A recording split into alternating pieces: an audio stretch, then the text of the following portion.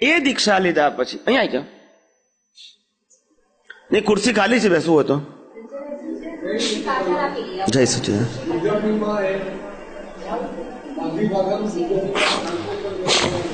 હા, આવી જાઓ.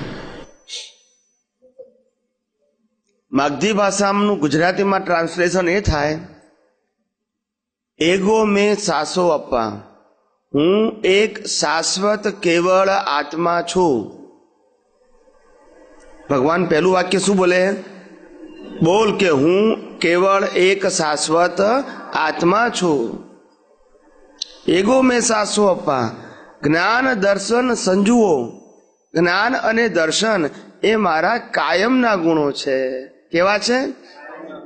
શાશ્વત ગુણો છે. એ આવે ને જાય એ નહીં, એ મારો સ્વભાવ જ છે. જ્ઞાન દર્શન મારો શું છે? સ્વભાવ છે. જ્ઞાન દર્શન સંજુઓ. પછી શેષા મેં બાહિરા ભાવા. બાકી બધાના જે ભાવ છે, ભાગ છે અને ભાવ છે, એ બધા બહારના છે. આ મન વચન કાયા અને કર્મના ભોગવટા એ બધું શું છે? બહારના ભાગો છે. એ મારા ભાગ કે મારો સ્વભાવ કે મારું સ્વરૂપ છે નહીં. શેષા મેં બાહિરા ભાવા સવ્વે સંજોગ લક્ષણા. આ બહારના ભાગો છે એ સંજોગ લક્ષણ વાળા છે. કેવા છે? સંજોગ એટલે કે કર્મ બાંધ્યું હોય તો જ કર્મ ભોગવવા માટે આવે, નહીતર આવે એટલે સંજોગ. સંજોગ કેમ ઉત્પન્ન થયો?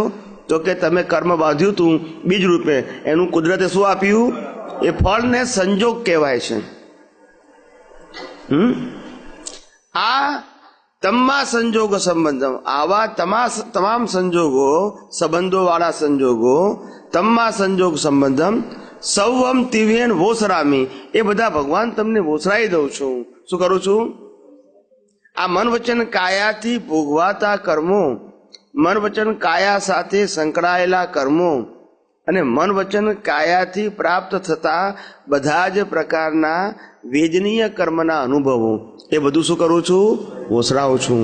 એટલે આપણે જેમ જ્ઞાની પુરુષ બોલાવે છે, મન વચન કાયા, ભાવ કર્મ, દ્રવ્ય કર્મ, નો કર્મ, નામ અને નામની સર્વ માયા આપ પ્રગટ પરમાત્મા સ્વરૂપ પ્રભુના સુચરણોમાં સમર્પણ કરું છું.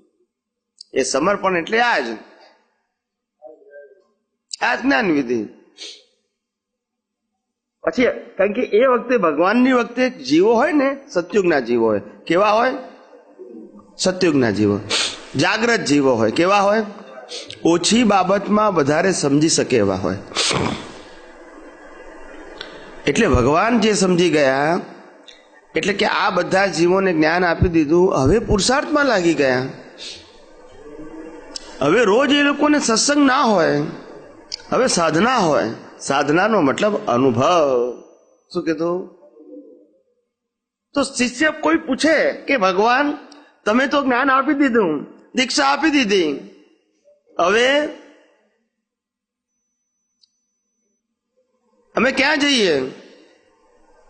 ભગવાન કીધું આખી ધરતી ખુલ્લી છે, જ્યાં જવું બધા જાઓ. પણ ભગવાન અમને ખાવા પીવા બધું કોણ આપશે? શું કીધું? જંગલોમાં જઈએ તો ખાવા પીવા બધું કોણ આપશે? ભગવાન કે છે જુઓ, આ દેહ પોતાના હિસાબ શું લઈને આવ્યું છે. હવે દેહ તમે નથી, અને દેહના હિસાબો એ તમારા હિસાબ નથી. તમે હવે શુદ્ધાત્મા થઈ ગયા. હું શાશ્વત કેવળ આત્મા છું, અને જ્ઞાન દર્શન એ જ મારા ગુણો છે. હવે નથી તમે મનવચન કાયા, કે નથી મનવચન કાયાથી ભોગવાતા સંજોગો પણ તમારા નથી. એને ભોગવેલા સુખ દુઃખ પણ તમારા નથી.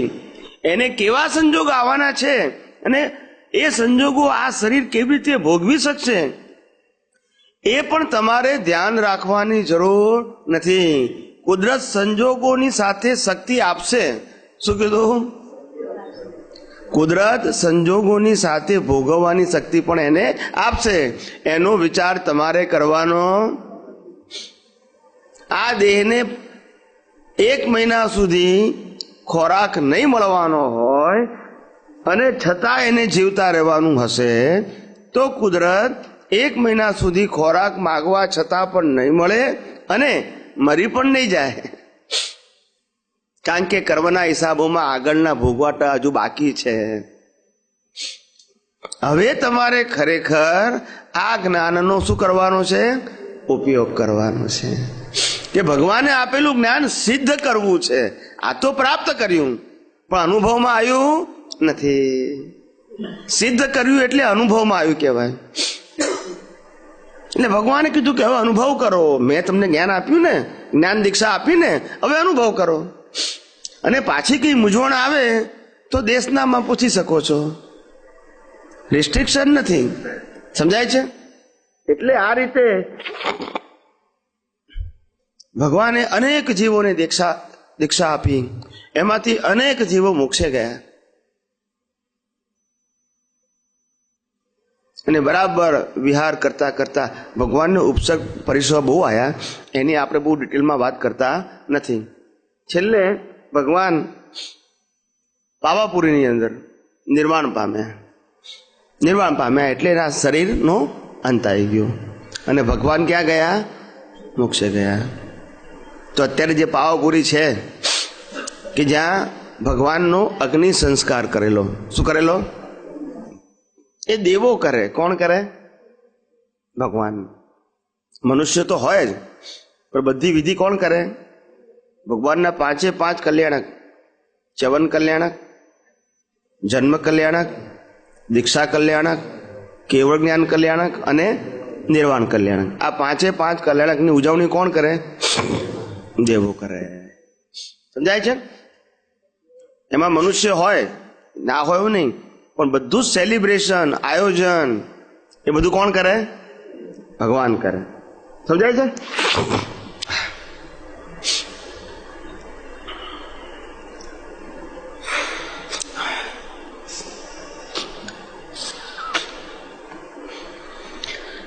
એટલે આવી રીતે જ્યારે ભગવાન નિર્વાણ પામે છે ત્યાર પછી આ ભરત ક્ષેત્રની અંદર કળિયુગની શરૂઆત થાય છે.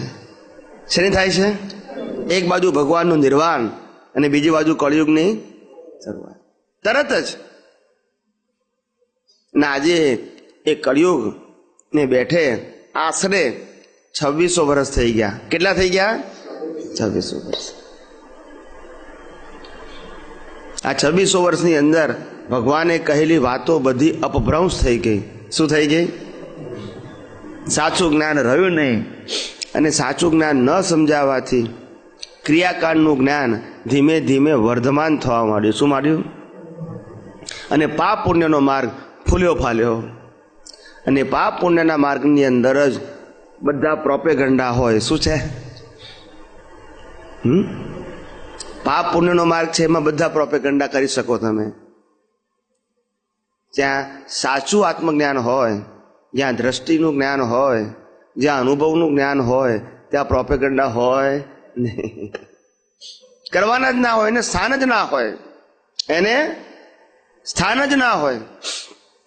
આવી રીતે ભગવાનના જીવનની અંદર જેમ ચડતી પડતી આવી, સંજોગોને આધીન, ઉદય કર્મને આધીન, એવા ભગવાન બધા સંજોગોમાં પોતે પોતાનું સેન્ટર ના છોડ્યું. શું ના છોડ્યું? હું નિશ્ચય નિર્ણયથી કેવળ શુદ્ધાત્મા છું. આ સેન્ટર ભગવાને ના છોડ્યું અને છેલ્લે નિર્વાણ પામીને મોક્ષે ગયા. એવું આપણે બધાએ પણ જ્ઞાની પુરુષ થકી જે જ્ઞાન મળ્યું એની અંદર ક્યારે સેન્ટર નથી છોડવાનું. શું નથી છોડવાનું? તો પછી ભગવાન કરવાનું શું? લક્ષ્યમાં સેન્ટર રાખવાનું છે અને આ બાહ્ય જગતને સિદ્ધાંતથી સમજવાનું છે કે આ જગતને ચલાવનારો કોઈ સ્વતંત્ર વ્યક્તિ કે શક્તિ નથી. એ કુદરતી કાનૂનથી ચાલે છે અને માટે કોઈ કરતા પણ નથી અને દોષિત પણ નથી. એટલે આજ હું કોણ છું એ જ્ઞાન અને આ જગત કયા આધારે ચાલે છે એ દર્શન. આ બે વસ્તુ તારે સાથે હોય, જ્ઞાન દર્શન એ મારા કાયમના ગુણો છે. આવી ગયું ને? એ આ બે જ વસ્તુ તારે લક્ષ્યમાં રાખવાની, બીજું કાંઈ નહીં. બાકી સંજોગો ગમે તેવા આવે એ એની મેતે એનો અંત આવવાનો છે. તારે અંત લાવવાનો. આ શરીર એ પણ સંજોગ છે, એનો અંત પણ કુદરત લાવવાની છે, આપણે લાવવાનો નથી. સમજાય છે? આવી રીતે આ મહાવીર જયંતિની અંદર આ મહાવીર ભગવાનનું જે જીવન છે એને મેં સંક્ષિપ્તમાં કીધું. શું કીધું? સંક્ષિપ્તમાં કીધું, ટૂંકમાં કીધું. એટલે આ રીતે આપણા જીવનની અંદર પણ ભગવાન મહાવીર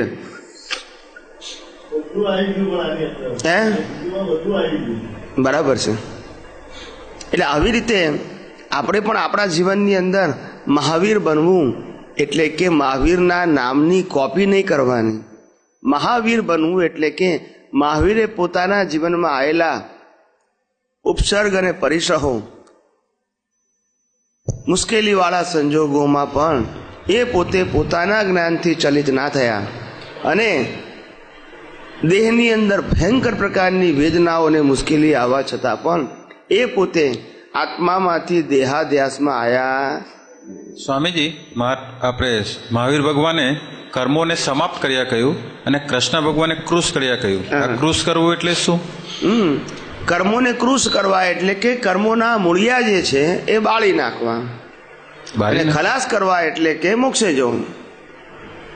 બાળી નાખે મૂળિયા પણ કર્મો બાકી રહે. કર્મોને બાળી નાખ્યા. કર્મોના મૂળિયા હતા ને, મૂળિયા, એ મૂળિયા બાળી નાખ્યા પણ કર્મો બાકી રહ્યા. ભગવાનને તો કર્મો બાકી ના રહ્યા. પછી ક્યાં ગયા? મોક્ષે.